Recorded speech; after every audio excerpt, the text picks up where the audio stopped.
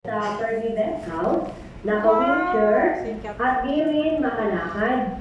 Talagang as in, ganyan na ganyan ang itsura niya kung ano po ang inyong nakikita ngayon sa kanya. Kaya nagdugagan sila dahil may nakapagsabi na marami ang gumaling sa lugar. O diba? Siyempre yun nga yung kaninang bunga po, sino ba ang gumaling? Diba siyempre, yung mga tao may sakit.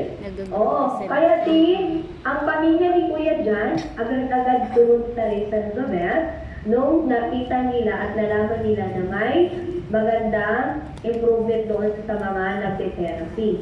Yan, okay.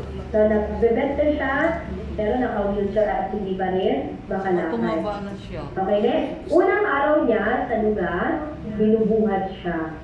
Imagine niyo yun, ha? Ang hirap silang sitwasyon niya kasi ang best house po ng Fairview ay talaga namang mataas din. So dahil hindi siya makalakad, so not choice, kundi siya po ay binubuhat.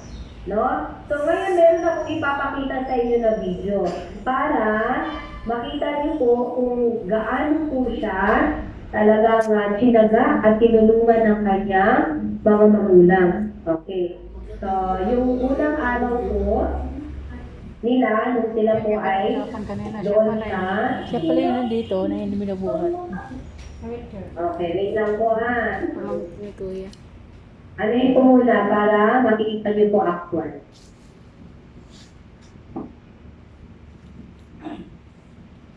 Yan, ito po.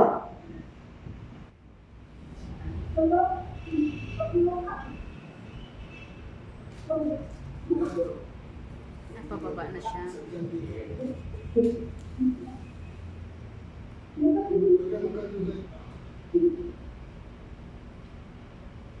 Tumubot na yan.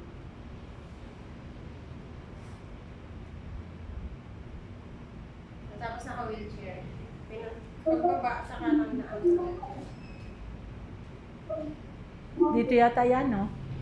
Dito naman talaga Review nga yan. Pero yan. Dito yan. Yan po yung nag-rent ng bed dito. Nakita ko? Oo, naka-wheelchair lang. Oo. Taga-facing po yan. Yung binabuhat lang dito. Ba't pababa na? yan na siya.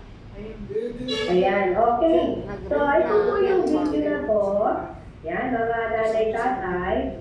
Ay, ito po yung unang araw na talagang pinuntad siya sa best house. Dito. At isa rin po ito sa patunay talaga na nung siya po ay naoperahan, lumiit yung kanyang muscle. Kaya pansin niyo po yung paa niya, lumiit. Kasi nga hindi na nga siya makalakad, no? Mga nanay, tatay.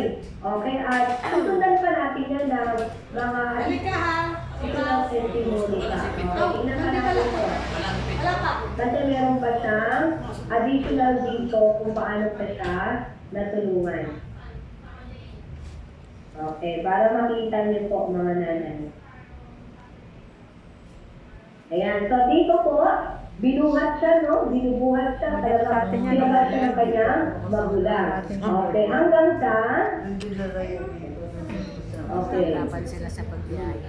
Yan, dahil nahirapan sila sa biyahe at hirap din maglakad si Jan, at bukod pa doon, ang mahal ng drug. Kasi nga, syempre, sa kanyang sitwasyon niya, hindi naman pwede po na siya po ay sasakay lang sa jeep, no? Mga ulay na pa. Kaya ang hirap po ng sitwasyon niya talaga. Okay, bukod pa doon, ang mahal ng drug, araw-araw, kaya naman, eto na. So sila po ay